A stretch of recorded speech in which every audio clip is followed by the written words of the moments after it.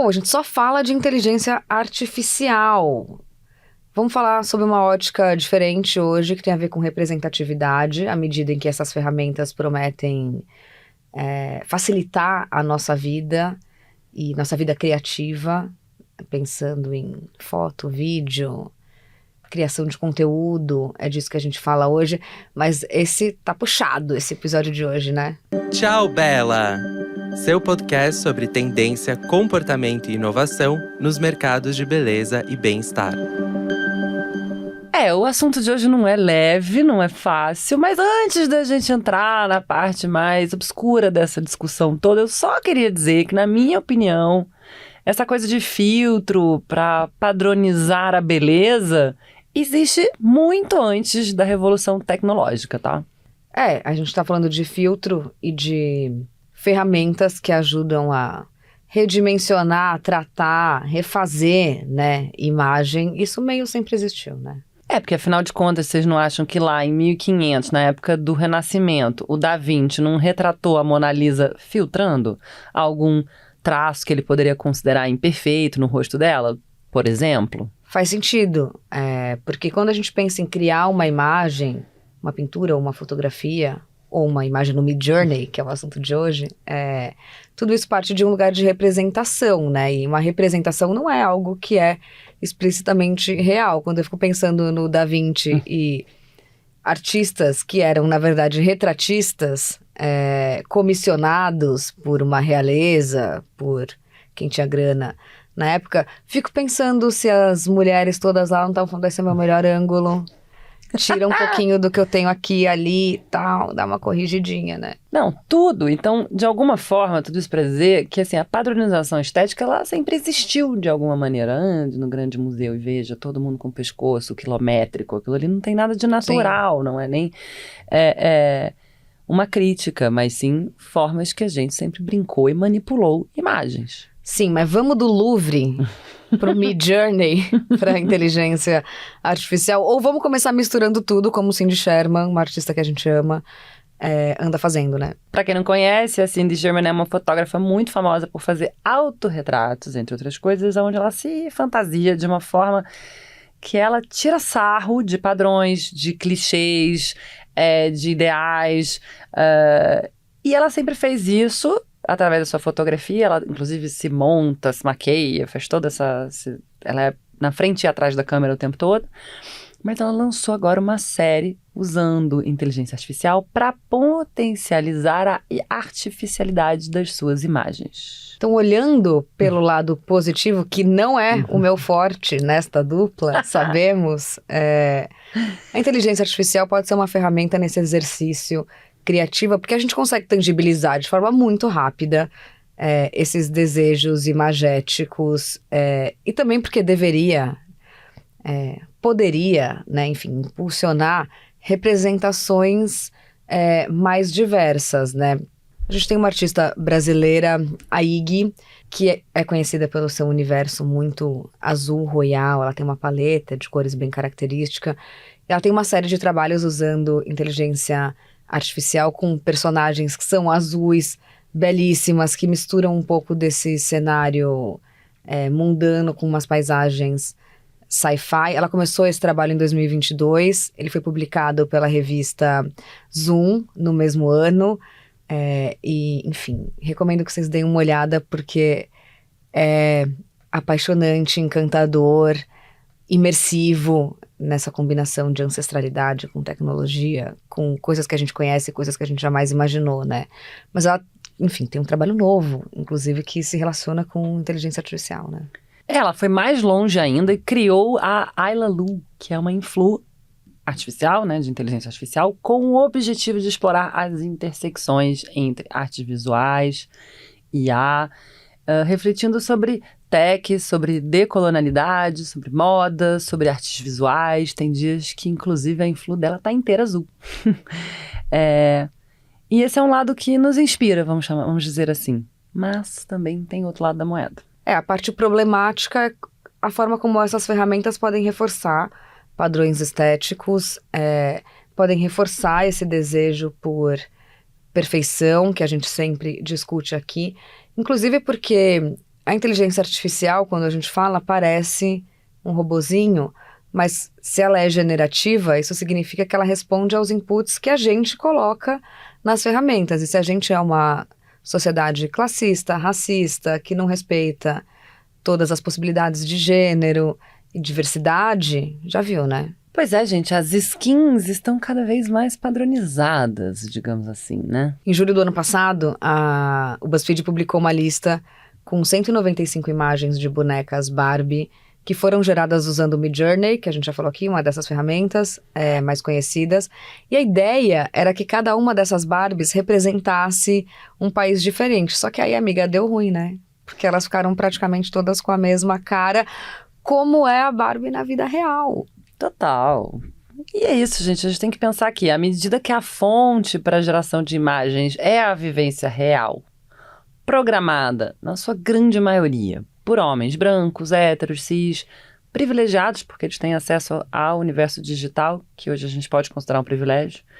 E tudo isso que você falou lá em cima, além de tudo, o mínimo previsível é que os resultados fossem absolutamente limitados a clichês, isso para não dizer levemente preconceituosos, né?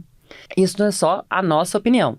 Tem uma matéria da Rest of the World que fez uma análise específica sobre esses geradores de imagem e testou algumas imagens. E o resultado é sempre o mesmo. Então, sei lá, uma pessoa indiana vai ser concebida como um homem idoso, com uma imagem bem estereotipada.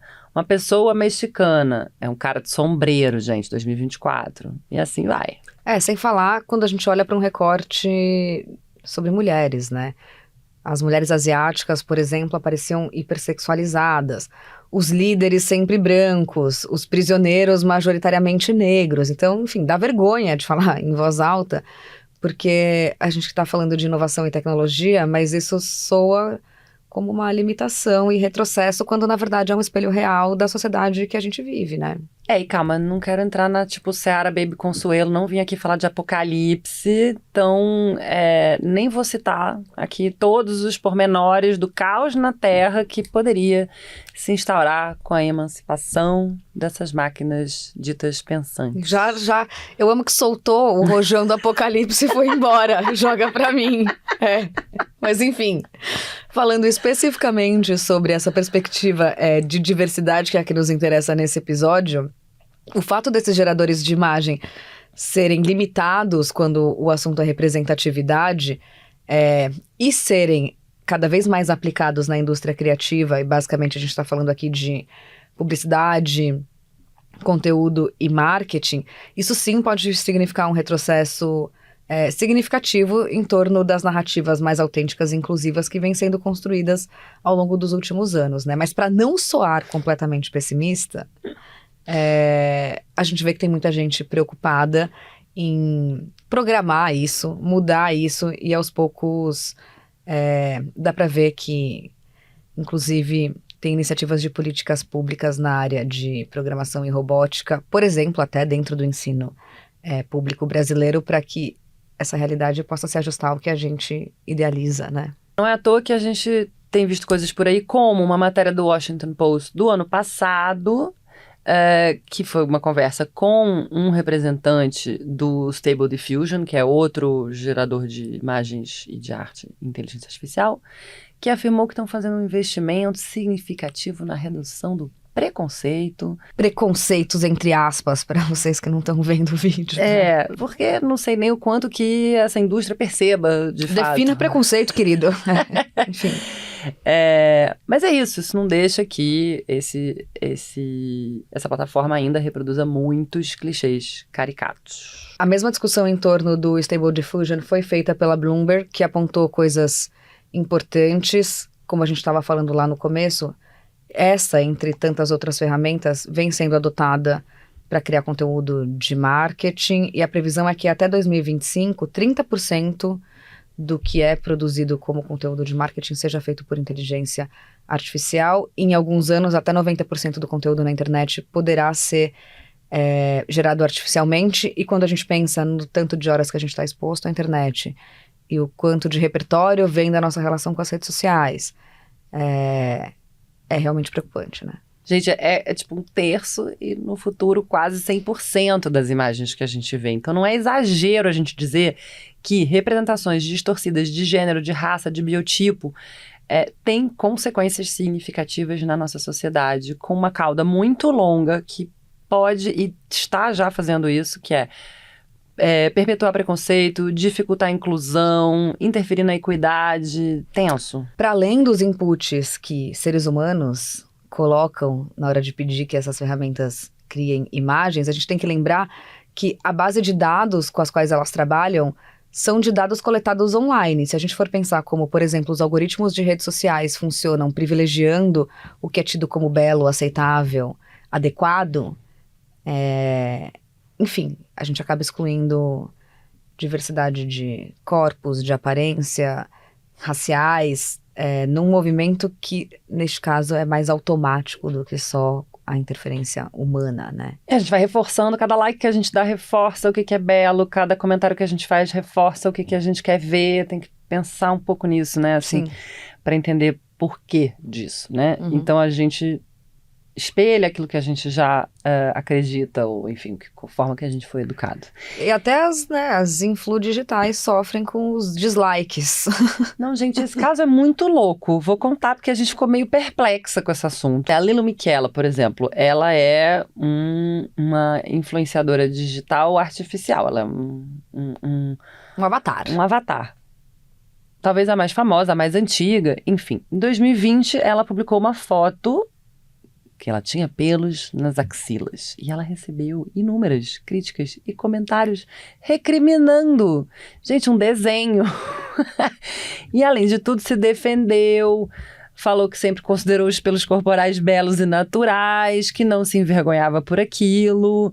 Também disse que há questões mais importantes no mundo para se preocupar do que com a escolha da depilação de alguém aqui, no caso, um desenho, no seu próprio corpo. Então, assim, níveis um tanto quanto, assim, é tragicômico, eu não sei dizer de outro jeito. Já tem tanto jovem com saúde mental abalada por conta das redes sociais, até os avatares vão sofrer no futuro próximo. Bom, mas enfim, quem trabalha com isso e tem contato com as imagens de AI sabe que elas são hiper refinadas, perfeitas, acabamento inacreditável, né? Tanto que essa discussão chegou na Allure, que é a publicação de beleza mais importante do mundo. Na edição de junho do ano passado, eles publicaram uma matéria refletindo sobre como os robôs estão estabelecendo os padrões de beleza que a gente vai viver nos próximos anos. E se a gente saiu dessa tendência que tem a ver com procedimento estético e também com o uso exacerbado de filtro e de retoque que cada um acabou podendo fazer em si mesmo, né? Hoje as pessoas estão buscando nos consultórios procedimentos que, de certa forma, neutralizam detalhes da nossa aparência biológica para ter um efeito mais sintético no rosto. Tipo ficar com a pele de vidro e sem poros. Tipo o make da Pat McGrath para sempre.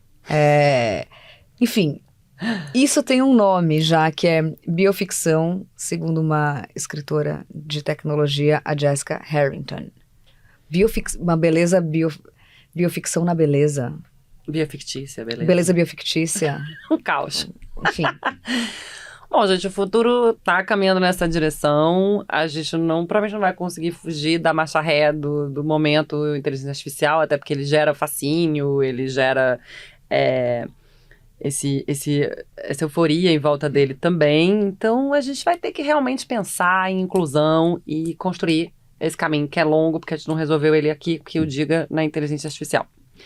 E aí, é muito louco, porque a gente volta para um assunto que a gente há, sei lá, 8, 10 anos já vem melhorando na beleza, que é, por exemplo, a gente ter que parar de novo para pensar na classificação de cor de pele, que era uma coisa que, por exemplo, no universo da base, do corretivo... Trabalhamos demais quando a Fenty apareceu, agora a gente vai ter que trabalhar nas paletas virtualmente, né? Até lingerie, sapato, eu trabalhei por causa dessa evolução, ainda bem. Então agora a gente, né, vai ter que olhar para isso novamente por outro ângulo. Então, sei lá, a Sony, por exemplo, no ano passado já tem uma classificação de cor de pele que tem um espectro maior, olhando para peles mais avermelhadas, por exemplo, e peles mais amarelas também, para poder não ficar muito enviesado nas associações, ou você acaba vendo estereótipos com cores de pele incompatíveis e Uhum. assim vai. Então, a grande confusão. E isso a gente está vendo que é uma das coisas que eles estão pensando para os novos projetos de inteligência artificial da empresa.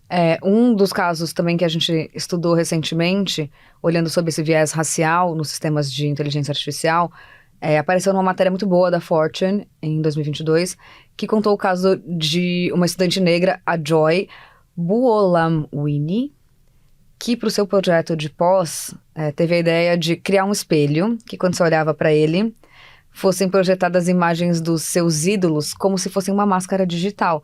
E ela teve que desencanar dessa ideia, porque o software de reconhecimento facial simplesmente não detectava o tom de pele dela. Então, enfim, vamos ter que criar um espectro de tons de base para todas as nossas experiências virtuais.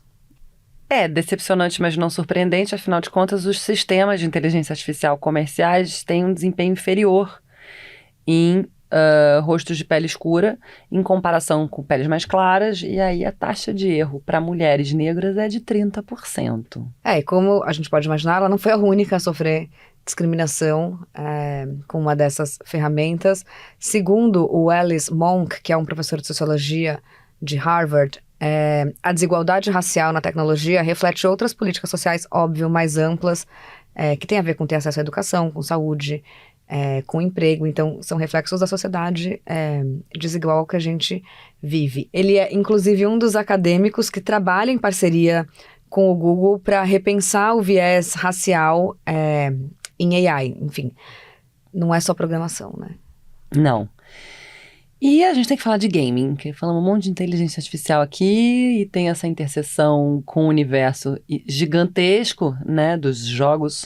E hoje a gente está falando de mais de 3 bilhões de consumidores e consumidoras no mundo, numa indústria avaliada a 180 bilhões de dólares, que para quem, como eu, não tem muita ideia do que isso quer dizer, é o dobro do valor da indústria cinematográfica mundial. Isso tudo segundo o TheDrum.com. Bom, se a falta de representatividade é gritante, quando a gente pensa em geradores de AI, isso não é diferente no mundo dos games, porque esse é o lugar que a gente consegue tangibilizar melhor tudo que é inovação em torno de metaverso e inteligência artificial. O Fortnite é um dos grandes exemplos disso. Em 2022, uma análise feita por um jornalista e também crítico de gaming, o DeAngelo Epps, e foi publicada pela digitaltrends.com, elogiava o Fortnite, dizendo que além de divertido, ele foi um dos únicos do mercado que conseguiu abranger mais tons de pele e etnias na hora de você criar o seu avatar, né, fazer a sua skin, que em geral ainda estamos trabalhando com ela parecer meio quem a gente é na vida real, né? Boring.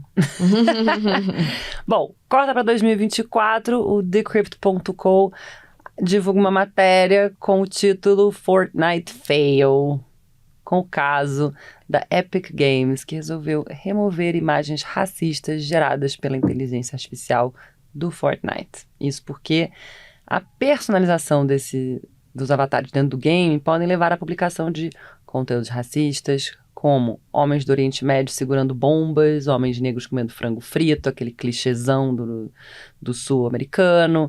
E a gente volta para todas aquelas coisas vergonhosas que a gente já falou lá no começo. E não é só isso, né? A gente está falando de imagem, mas é também interessante ver como os comportamentos que a gente vive na sociedade que a gente habita também são refletidos nesse universo dos games. A gente sabe que há uma preocupação sobre bem-estar de todo mundo que joga ali, mas a gente também começa a ver denúncias que têm a ver com assédio sexual, com discurso de ódio.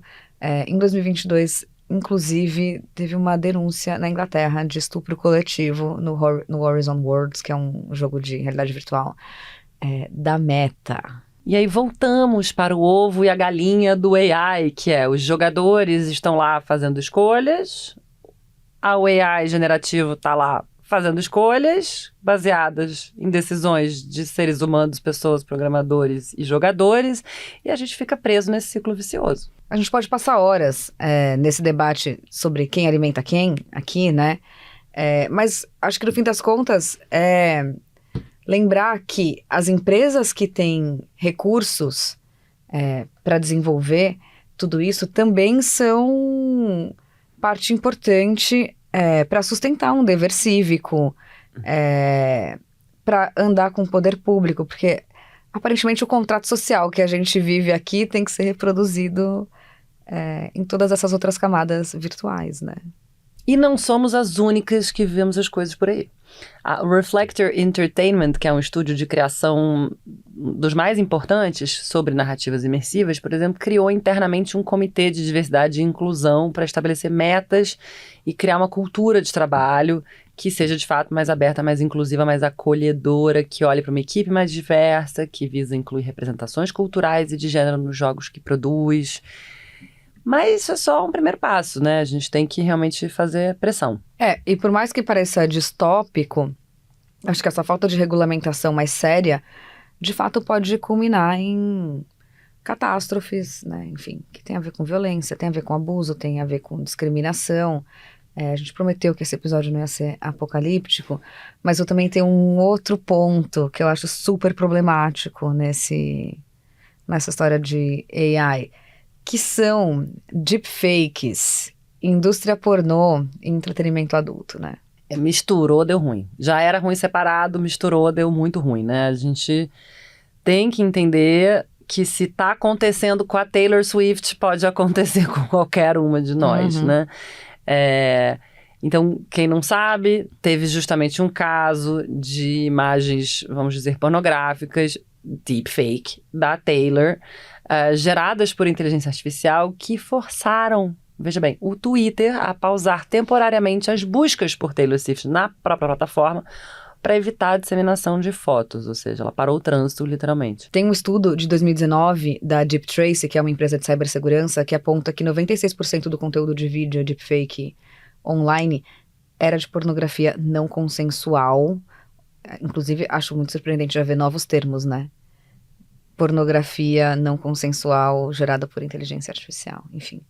E segundo o Arman Chaudhry, que é CEO do Unstable Diffusion, uma dessas ferramentas de Gen AI, mais de 500 mil arquivos são criados por dia, a maioria deepfakes e cenas não consensuais de mulheres, ou seja, reforçar o machismo, reforçar imagens violentas contra a mulher sem que você precise ter uma mulher de verdade, né, fazendo isso, acho super problemático, né? Gente, até porque cada vez mais os jovens aprendem dali. A educação sexual é muito pautada, né, entre os jovens pelo consumo de entretenimento adulto, né? Eu acho que quando isso começa a atravessar barreiras de games, a coisa fica muito nebulosa. Mas eu não vou terminar o episódio aqui. Sem baixo astral e desânimo. Eu quero falar que, assim, como tudo que a gente desenvolve e promove, a inteligência artificial generativa, ela tem coisas ruins na mesma proporção que ela tem coisas interessantes. Então vamos olhar um pouquinho de algumas iniciativas mais animadoras aqui? Tem um dado da McKinsey, que foi divulgado na Fast Company em agosto do ano passado, falando que o metaverso, e aqui a gente vai pensar sobre tudo isso que a gente falou, universo de games e tal, pode movimentar mais de 5 trilhões de dólares até 2030, além de, óbvio, oferecer oportunidades para maior engajamento com o cliente, novos modelos de negócio, experiências virtuais mais imersivas. De fato, pode ser escapista, maravilhoso, se bem usado, né? Eu acho que a gente pode não só ser mais representativo e inclusivo, como a gente também pode viajar. Mais imaginativo, né? É isso. Mais imaginativo. Então, eu já falei que se é pra ter avatar, eu quero asas, eu quero eu não quero uma casa do The Sims, eu quero nuvem, eu quero absurdos também. Vestido que toca fogo, sei lá, quero outras coisas. E claro que não dá pra esquecer que nesse universo da influenciadora virtual que a gente também libera, né, espaço pra marcas, ações, outras maneiras de pensar influência, outras maneiras de apresentar produto, outras maneiras de ensinar coisas, de mostrar diversidade, de ter vários. Eu não consigo ter vários influenciadores interessantes dentro desse universo virtual. Você consegue. Enfim, dá para fazer disso algo mais virtuoso, vamos dizer assim. A Dove é um exemplo que vem criando coisas muito conectadas com esse assunto interessantes. Ela começou em 2022, lançou uma campanha, a Beleza Virtual Real, super conectada com o que a marca já faz há anos, mas fez isso em parceria com a Women in Games, Epic Games e Toya, para ter personagens femininas mais inclusivas e diversas nos jogos. No ano passado, firmou uma parceria com a open source Afro Hair Library, criando um projeto que chama Code My Crown, algo como o Código da Minha Coroa, em português, que oferece uma biblioteca de códigos gratuita, open source, para que dê para incorporar estilos de cabelo cacheados e crespos em videogames. No ano passado, em setembro, lançou a Reverse Selfie, que também é uma iniciativa para combater a distorção de autoimagem de jovens. Enfim, então, engajados. E tem uma turma tipo a Idoro, a Perfect Core, ou marcas como a Topicals e a NYX Professional Makeup, que também estão trabalhando para aumentar a representação de tons de pele e tudo que vem sendo excluído do universo dos avatares. E a gente já falou bastante disso num episódio só sobre metaverso que a gente tem aqui. Tem muitas iniciativas de marcas de beleza levando, por exemplo, essa história de maquiagem para os avatares e como isso tem a ver com diversidade, né? Mas, enfim, para que esse ambiente virtual seja mais seguro e mais diverso, outras medidas precisam se fortalecer, né? Enfim, falamos de políticas públicas e empresariais, então, regulamentação para que isso seja feito um uso ético, né, de tudo isso, investimento massivo na diversificação dos conjuntos todos de dados e códigos, entender que tem responsabilidade, impacto social, quando você é mais transparente e está olhando para a gente no mundo real, né? E acho que tem também um lugar de educação, né, muito interessante. A gente estuda e trabalha muito pensando em game como uma ferramenta de educação muito inovadora para que esse seja um lugar, né, enfim, de empoderamento, de análise crítica, de comportamento, de atitude, e não algo que não se relaciona com o que a gente vive, né? É isso aí, o desafio é grande, mas a gente vai ter que pensar nisso. Esse episódio foi gravado nos estúdios do Iguatemi, nosso apoiador master, com apoio também de dados e insights da Mintel Brasil, com pesquisa da Larissa Nara, Felipe Stoffa e Hanna Dourado. O roteiro é da Katrina Carta Kovarik, a trilha do Alex Batista, as artes da Núbia Lima e a produção é da agência On The Nose e Space House. Nos vemos daqui a 15 dias. Tchau, Bela!